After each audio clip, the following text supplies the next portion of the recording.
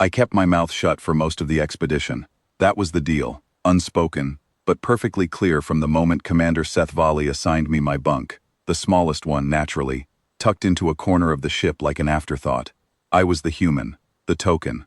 The one they brought along because my fingers were thin enough to reach into cracks that their manipulator claws and gas diffusion limbs simply could not manage.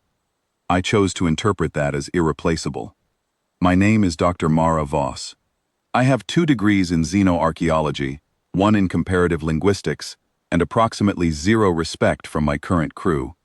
The Chiatari, the insectoids, clicked their mandibles whenever I spoke in team meetings, which I eventually learned was the equivalent of politely stifling a laugh. The Vorellen, a shifting copper-colored gas that held itself together inside a transparent pressure suit, never acknowledged me directly, and Seth Volley, our commander, a ur'vaathi with silver-gray scales and eyes like polished obsidian, spoke to me the way someone speaks to a tool they are not entirely sure works properly. Still, I was here, on Velkathos, a dead moon orbiting a gas giant so old that astronomers used it as a reference point for measuring galactic age, and buried under 200 meters of pale, frozen rock was something that had not been touched in 400,000 years, the ur'vaathi.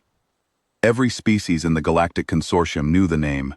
Most spoke it quietly, if they spoke it at all.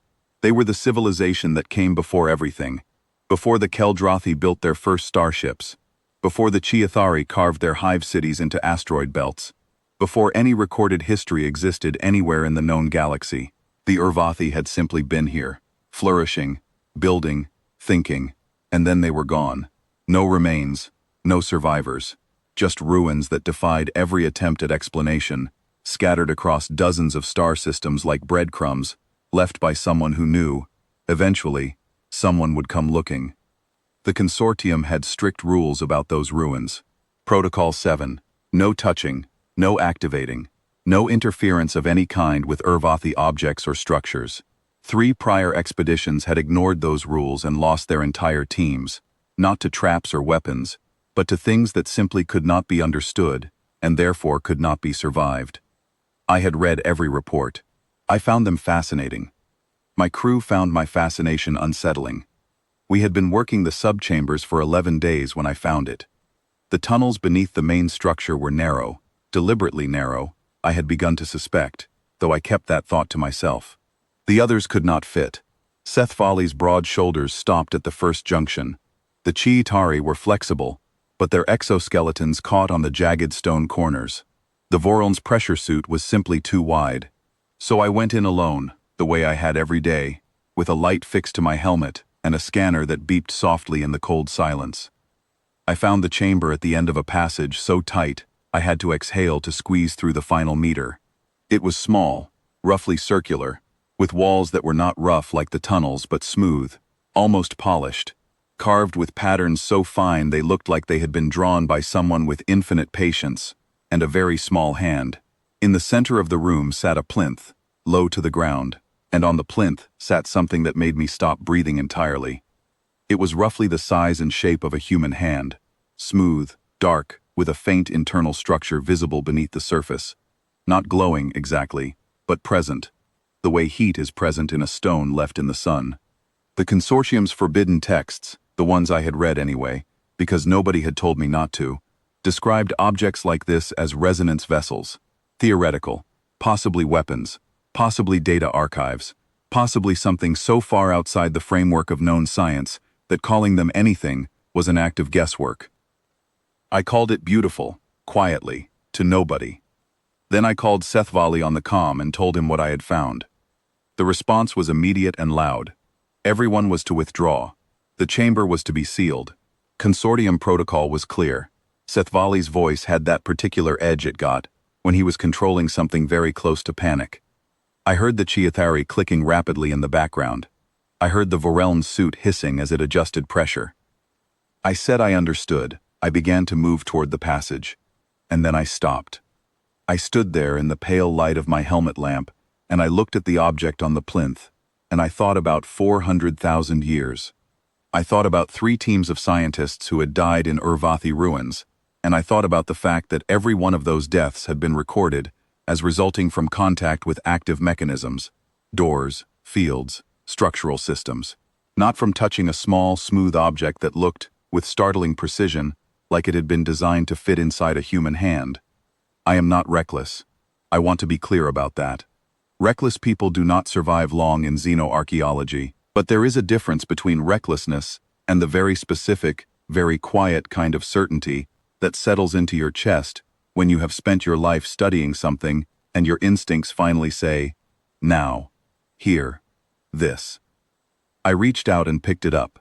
The warmth came first. Not heat. Warmth. The difference matters. Heat is external. This came from inside the object and moved into my hand the way warmth moves from someone else's hand when they take yours. Then the sound came.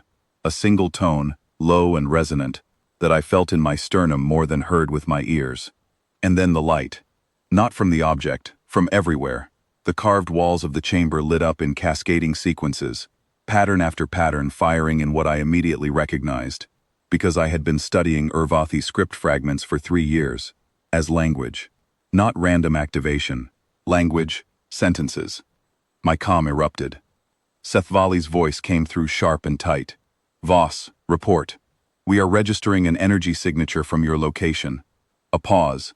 Then, lower, with something in his tone I had never heard before. Voss, what have you done? I did not answer immediately, because the sound in my chest had changed.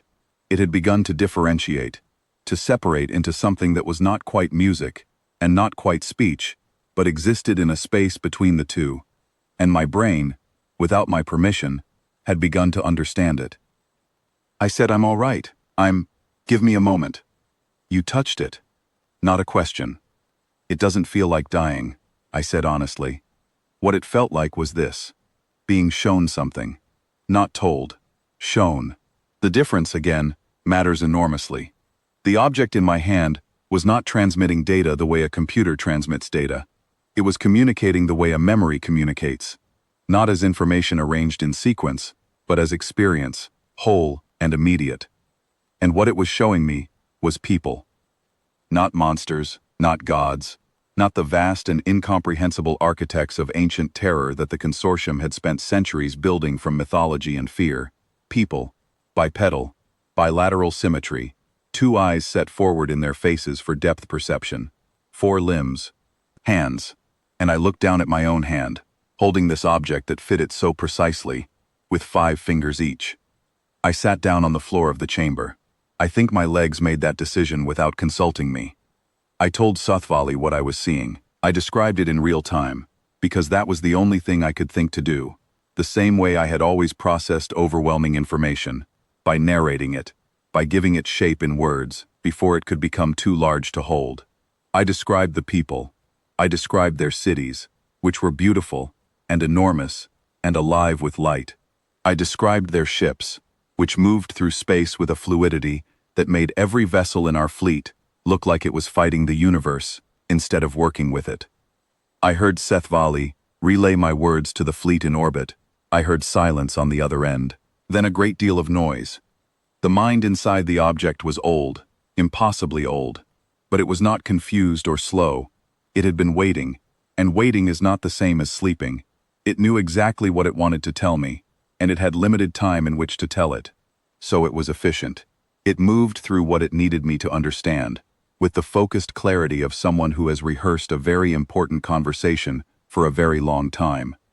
The ur'vaathi had not been destroyed. They had not collapsed. They had looked at the galaxy and made a decision so large that I sat with it in silence for almost 30 seconds after I understood it, which felt, under the circumstances, like a very long time. They had seeded. They had taken what they were and spread it forward through time, the way you spread a fire. Not by carrying the flame, but by leaving things that could catch. Every sapient species in the consortium carried traces of ur'vaathi biology, ur'vaathi thought patterns, ur'vaathi curiosity. The Chiatari, the Keldrathi, the Vorln, branches, all of them, extraordinary, thriving, beautiful branches. But humans were something different. Humans were not a branch. Humans were the trunk. The resonance vessel, this object, this recognition key, This thing that had waited 400,000 years on a plinth in a sealed chamber on a dead moon had been designed with a specific purpose. It would activate for the touch of a direct-line ur'vaathi descendant. Not a divergent branch, not an evolved variation. A being whose biology had remained, across 400 millennia of time and distance and change, essentially what the ur'vaathi themselves had been. I looked at my hand again. I turned it over. The object sat in my palm like it had always been there. Voss. Seth Volley's voice was different now. Something had gone out of it that I realized, only then, had always been there.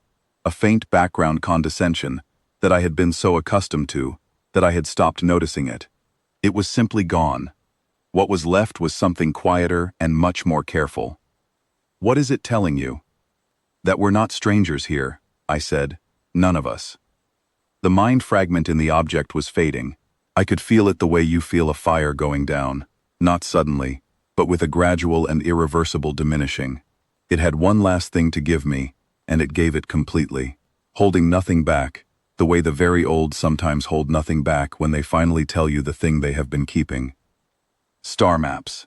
Dozens of them, burning themselves into my memory with a clarity that I knew would not fade.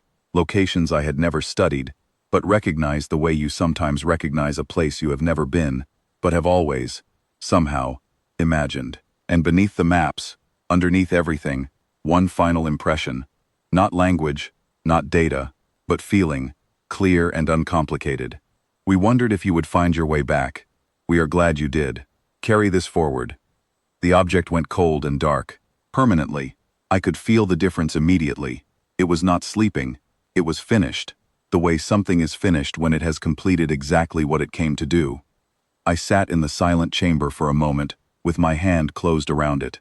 Then I stood up, straightened my jacket, and walked back through the narrow passage toward my crew. Seth Volley was waiting at the mouth of the tunnel. His obsidian eyes moved from my face to the object in my hand, and then back to my face.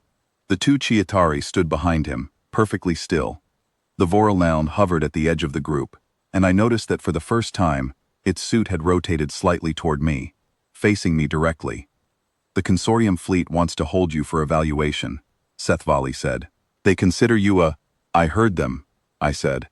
"They will send a containment team." "I know." I stood there, and I looked at him, and I held the dark and silent object in my hand, and I did not move toward the shuttle. After a moment, a long one, Seth Volley stepped to the side. Not away from me, beside me. One of the Chiatari moved up on my left. The Voraln drifted close on my right, close enough that its pressure suit nearly touched my shoulder. The containment team would come. There would be hearings. There would be an enormous amount of very loud and official confusion. I was genuinely fine with that. I had a galaxy's worth of star maps in my memory, and all the time in the world. I started walking toward the shuttle. They called us the youngest species, the upstarts, the ones who had not yet earned their place at the table, still too loud and too curious, and too reckless with the things they did not understand. Every consortium meeting I had ever attended had carried that quiet implication, polite and persistent as gravity. Turns out, we built the table.